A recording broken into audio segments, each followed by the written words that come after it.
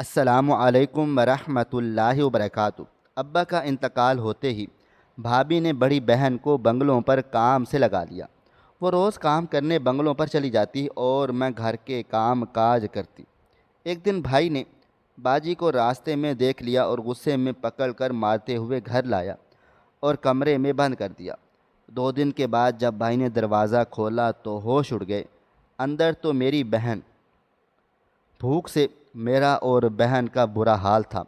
ہم دونوں ہی نڈھال ہو رہے تھے۔ جب میری حالت زیادہ خراب ہونے لگی تو بڑی بہن سے دیکھا نہ گیا۔ اس نے میری خاطر بھابھی سے التجا کی کہ وہ ہمیں تھوڑا بہت کھانے کو کچھ دے دے۔ یہ سن کر بھابھی مسکرائی اور کہنے لگی، ٹھیک ہے، میری بات مان لو، پھر کھانا پانی سب کچھ ملے گا، مفت کی روٹیاں تو نہیں مل سکتی۔ بھابھی کی بات سن کر بہن کی آنکھوں میں آنسو آ گئے تھے۔ وہ روتے ہوئے کہنے لگی، بھائی نے سختی سے منع کیا ہے کہ گھر سے باہر کو قدم نہ نکالنا، پھر میں آپ کی بات کو کیسے مان سکتی ہوں؟ بھابھی کہنے لگی، تمہارا بھائی صبح کا گیا رات کو آتا ہے، اسے کون بتائے گا کہ تم اس کے پیچھے کہیں باہر گئی ہو؟ زیادہ کچھ نہیں کرنا، پیچھے ہی 2 بڑے بنگلے ہیں، انہیں میں کام کرنا ہے، چند پیسے کما کر لاؤ تو سکون سے 2 وقت کی روٹی تمہیں مل جائے گی۔ میرے شوہر کی محنت کی کمائی میں تم یتیموں پر خرچ نہیں کر سکتی، اور پھر بہنیں تو بھائیوں کا ہاتھ بٹاتی ہیں، ان کا سہارا بننے کی کوشش کرتی ہیں، لیکن تم دونوں تو پوری طرح ہم پر بوجھ ہی بن گئی ہو۔ 4 پیسے کماؤ گی تو اپنا بھی خرچہ پورا کرو گی اور تمہارے بھائی کو بھی سکون مل جائے گا۔ رہی بات تمہارے بھائی کو پتہ لگنے کی، تو اسے کبھی پتہ نہیں چلے گا۔ بھابھی کی بات سن کر میری بڑی بہن فائزہ نے حامی بھری اور بھابھی سے کہا، ٹھیک ہے، آپ ابھی اسے کچھ کھانے کو دے دیں، میں کل سے ہی کام پر چلی جاؤں گی۔ بھابھی مسکرا کر شاباشی دیتے ہوئے کمرے سے نکل گئی اور پھر تھوڑی ہی دیر کے بعد پلیٹ میں باسی کھانا ڈال کر لے آئی، جو میرا اور میری بہن کا مقدر بن گیا تھا۔ ہم نے روتے روتے وہ کھانا کھا لیا اور پھر اگلی صبح ہی بھائی کے چلے جانے کے فوراً بعد ہی بھابھی میری بڑی بہن کو لے کر گھر سے نکل گئی اور مجھے گھر کی صفائی کا حکم سنا کر چلے گئی۔ بہت عرصے کے بعد ہم نے ناشتے میں باسی روٹی کھائی، اس لیے پیٹ کو تھوڑا سا سکون تھا، ورنہ تو ہر صبح ہی ہم بھوک سے تڑپتے رہتے اور بل بلاتے لگتے تھے۔ ان کے جاتے ہی میں نے صفائی شروع کر دی اور تقریباً آدھے گھنٹے کے بعد بھابھی لوٹ آئی۔ بہن اس کے ساتھ نہیں آئی۔ میں نے پوچھا تو بھابھی کہنے لگی، ارے فائزہ کو تو میں نے بنگلے پر کام کے لیے چھوڑ آئی ہوں، اب وہ بنگلوں کا کام کر کے شام کو آ جائے گی اور تم گھر کا کام کاج کرو اور صفائی ستھرائی کرو۔ بھابھی نے تقریباً سارا ہی کام میرے ذمے ڈال دیا تھا، بس مجھے پکانا نہیں آتا تھا، اس لیے کھانا انہوں نے خود بنایا تھا۔ باقی صفائی ستھرائی، کپڑے دھونا، برتن دھونا اور ان کے چھوٹے بچوں کو سنبھالنا سب میرے کاندھوں پر آ گیا تھا۔ پہلے بھی کام ہم دونوں بہنیں مل کر کرتی تھی، لیکن اب تو میں بالکل ہی اکیلی ہو گئی تھی۔ مگر میں نے یہ سوچ کر ہمت پکڑی کہ اس طرح ہمیں کم سے کم 2 وقت کی روٹی تو کھانے کو مل جائے گی۔ سارا دن میں فائزہ باجی کے بغیر بڑی بےتاب سی رہی۔ ایسا پہلی بار ہوا تھا کہ ماں باپ کے مرنے کے بعد ہم دو بہنیں ایک دوسرے سے الگ ہوئی تھی، اور پھر شام کے 4 بجے کے بعد جب فائزہ باجی گھر لوٹی تو انہیں دیکھ کر میں ہکا بکا رہ گئی۔ وہ لنگڑا کر چل رہی تھی اور بڑی مشکل سے گھر لوٹی اور پھر چارپائی پر اس طرح لیٹ گئی کہ جیسے بس ان کا آخری سانس ہو۔ میں گھبرا کر ان کے پاس بھاگی، پانی کا گلاس بھی ہاتھ میں پکڑا ہوا تھا۔ میں نے باجی کو اٹھا کر پانی پلایا اور پوچھا کہ سب خیر تو ہے؟ باجی کو یوں نڈھال دیکھ کر میں پریشان سی ہو گئی تھی۔ بڑی مشکل سے انہوں نے کہا، ہاں ہاں سب خیر ہیں۔ تم نے کھانا کھایا نہیں ابھی تک؟ میری فکر تھی۔ میں نے باجی سے کہا کہ میری فکر نہ کرو، آپ بتاؤ کہ آپ کو کیا ہوا ہے؟ وہ کہنے لگی، کچھ نہیں، بس گرمی زیادہ ہے اور کچھ عرصے کے بعد گھر سے نکلی ہوں تو اس لیے طبیعت کچھ زیادہ ہی نڈھال ہو گئی ہے۔ باجی مجھ سے جھوٹ کہہ رہی تھی اور یہ بات میں اچھی طرح سے جانتی تھی، لیکن میرے لاکھ پوچھنے کے باوجود بھی باجی نے مجھے کچھ بھی نہیں بتایا تھا۔ باجی نے باقی کا سارا وقت میرے ساتھ گھر کے کاموں میں ہاتھ بٹایا تھا اور پھر یہ روز کام کا معمول بن گیا تھا۔ روز صبح اٹھتے ہی بھابھی خود انہیں بنگلوں پر چھوڑ آتی اور واپسی باجی اکیلے ہی آ جایا کرتی تھی۔ ان کی حالت دن بدن مجھے بہت خراب لگنے لگ گئی تھی۔ کبھی کبھی تو وہ لنگڑا کر چلتی اور کبھی نیند میں چیخنے چلانے لگ جاتی۔ اور پھر ایک دن باجی سو رہی تھی جب ان کی شرٹ تھوڑی سی اوپر ہوئی اور میری چیخ نکل گئی، کیونکہ باجی کے جسم پر مجھے زخموں کے نشان دکھائی دیے۔ میں نے اٹھ کر جلدی سے باجی کی شرٹ ہٹائی تو ان کے پورے جسم پر زخم ہی زخم تھے۔ ان کی کمر خطرناک زخموں سے بھری ہوئی تھی۔ وہ گہری نیند میں تھی، انہیں اندازہ نہ ہوا۔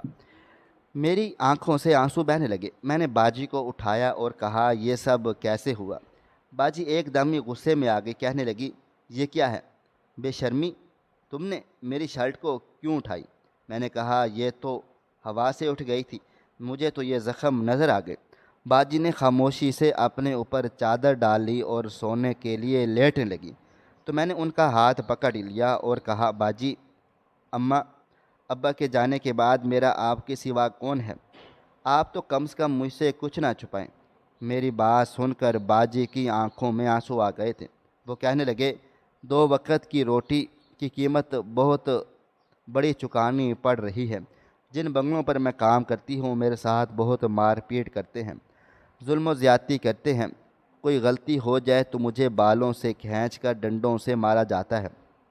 وہ امیر لوگ اندر سے بالکل جاہل ہیں، لیکن بھابھی نے صاف کہہ دیا ہے، اگر میں نے ان بنگلوں کا کام چھوڑا تو وہ ہمیں گھر سے نکال دیں گی۔ بس اس لیے میں مجبوری میں خاموشی سے یہ سب کچھ برداشت کر رہی ہوں۔ تم بھی اس بات کو دل پر نہ لو، کچھ ہی عرصے میں سب کچھ ٹھیک ٹھاک ہو جائے گا۔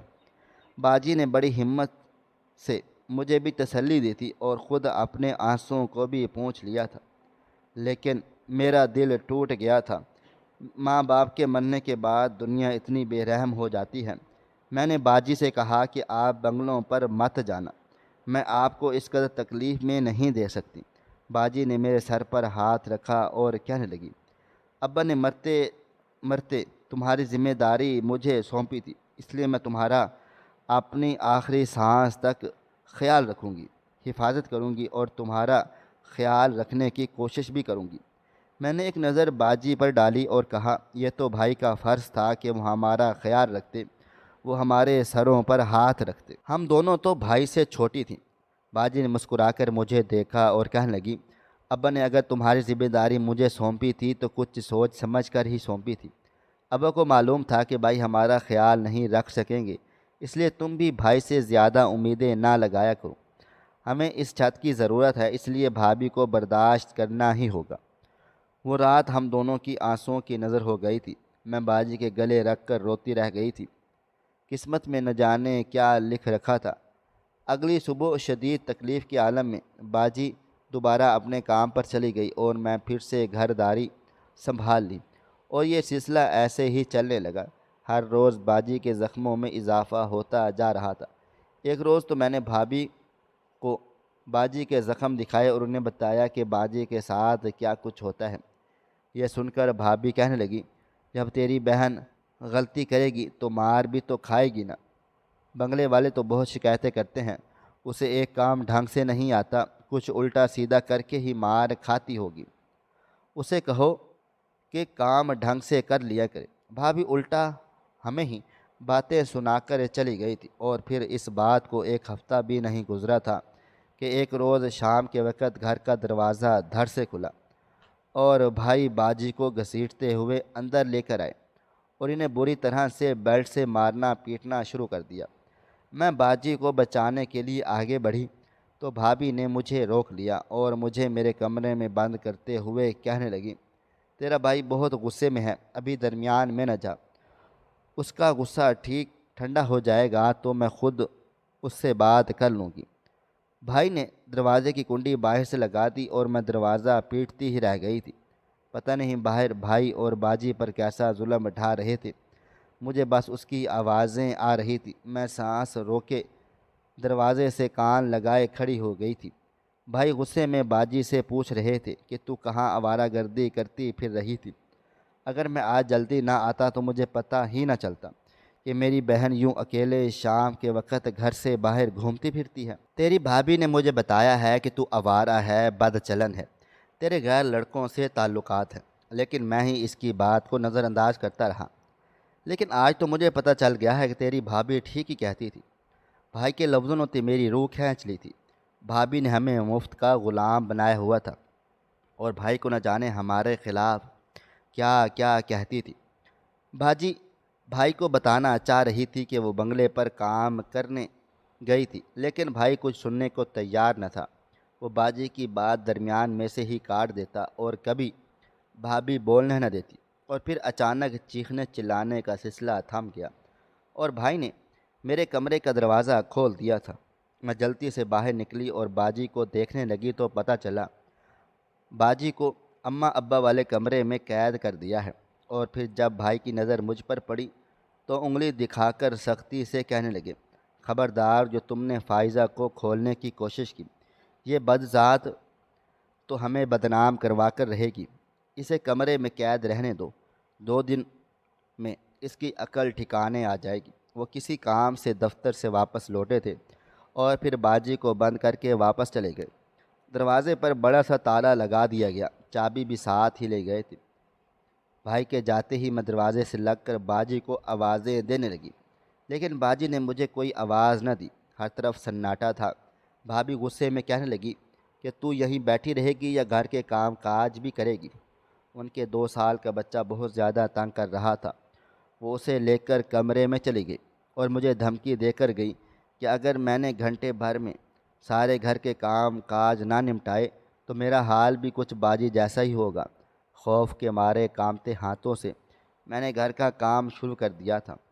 بار بار میں رک کر باجی کو آواز بھی دیتی رہی، لیکن باجی نے کچھ نہ کہا۔ ایسے ہی ایک دن پورا گزر گیا۔ دوسرے دن موقع دیکھ کر میں بھائی کے قدموں میں بیٹھ گئی اور ان سے التجا کی تھی کہ باجی کو آزاد کر دیں۔ وہ اب کہیں بھی نہیں جائے گی، کوئی غلطی نہیں کرے گی۔ میں چاہتی تھی کہ بھائی کو بتاؤں کہ بھابھی کے حکم پر ہی باجی بنگلوں پر کام کاج کر رہی تھی، لیکن بھابھی کی تیز نظروں نے مجھے یہ بات بولنے نہیں دی، اور اس طرح سے مجھے گھور رہی تھی جیسے میری جان لے لے گی۔ اور پھر بھائی کو بھی رحم آ گیا تھا۔ وہ کہنے لگے، دیکھ افشاں، میں بدنامی سے ڈرتا ہوں، مجھے تم دونوں کی شادیاں بھی کرنی ہیں۔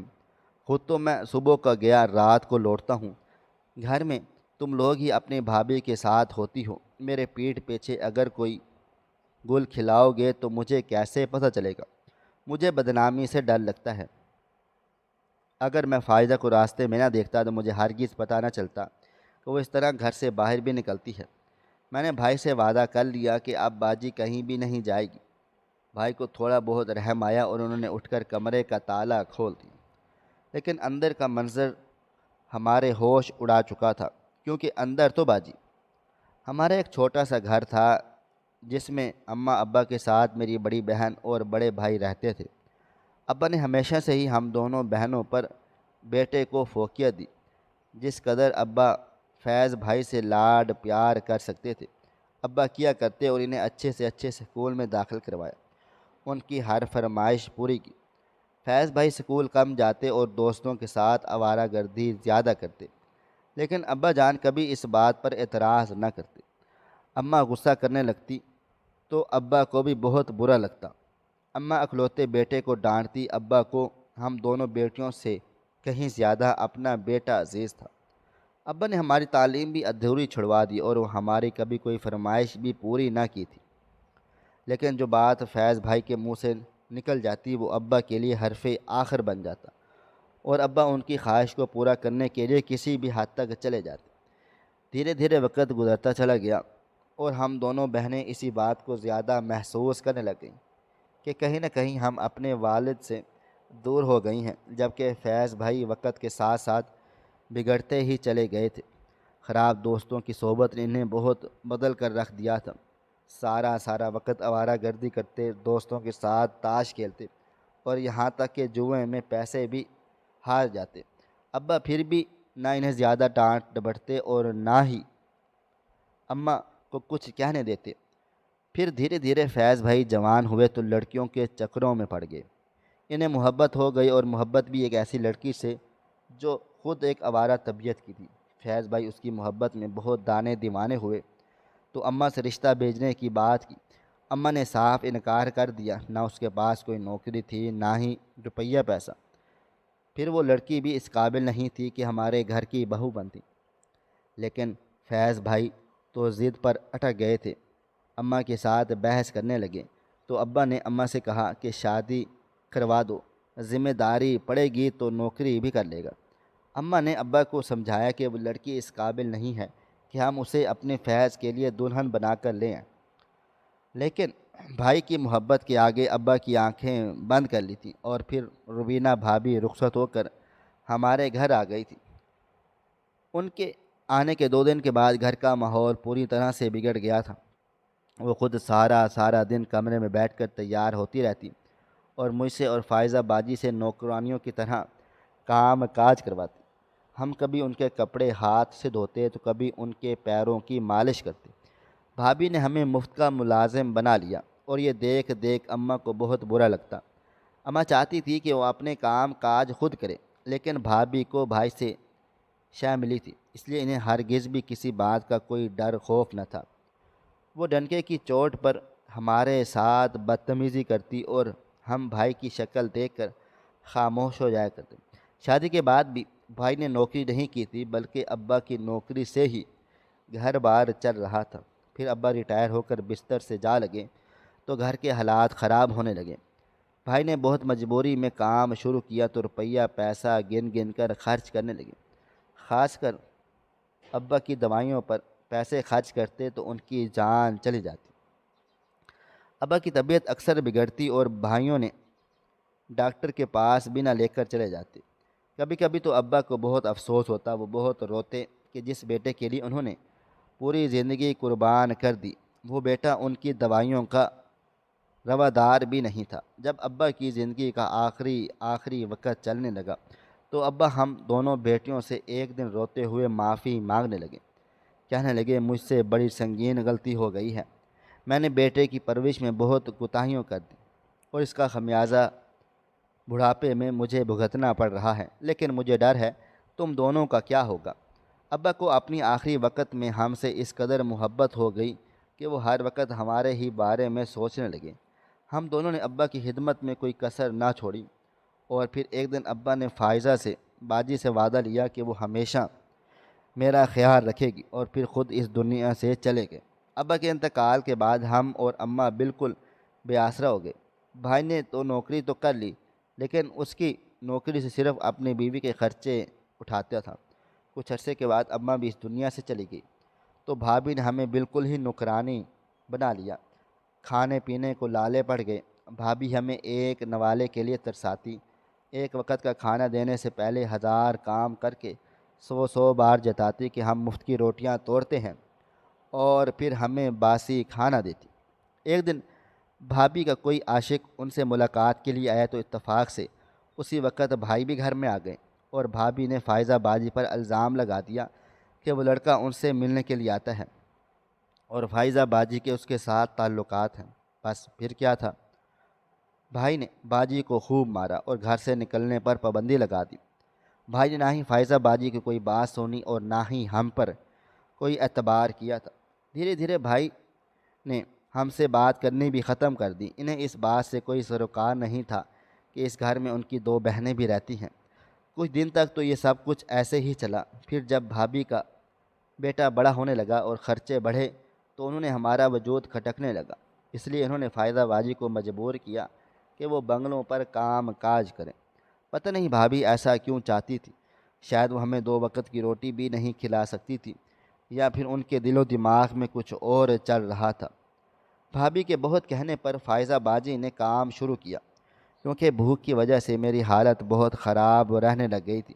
میں اکثر ہی چکرا کر گر جاتی، گھر کا کام کرنا مشکل ہو چکا تھا، کھڑے ہونے کی ہمت بھی نہیں تھی۔ باجی جب مجھے ایسے دیکھتی تو انہیں بہت دکھ ہوتا، ابا سے کیا اپنا وعدہ یاد آتا تو وہ رونے لگ جاتی۔ اس لیے جب بھابھی نے بنگلوں پر کام کی بات کی تو باجی مان گئی، لیکن اب بھائی نے انہیں سرے راہ دیکھ کر نہ جانے کیا سوچ لیا تھا۔ شاید انہیں یہی لگا تھا کہ باجی اپنے کسی عاشق سے ملنے گئی ہے، کیونکہ بھابھی نے دن رات بھائی کے کانوں میں یہی زہر گھول کے رکھا تھا کہ ہم بہنوں کے ساتھ ساتھ کوئی چکر ہے اور ہم آوارہ ہیں۔ دراصل بھابھی خود آوارہ تھی۔ بھائی راستے سے ہی باجی کو کھینچ کر گھر لائے اور خوب مار پیٹ کی۔ باجی کے منہ سے خون نکلنے لگا لیکن بھائی کو رحم نہیں آیا، جبکہ میرا چیخ چیخ کر برا حال ہو رہا تھا۔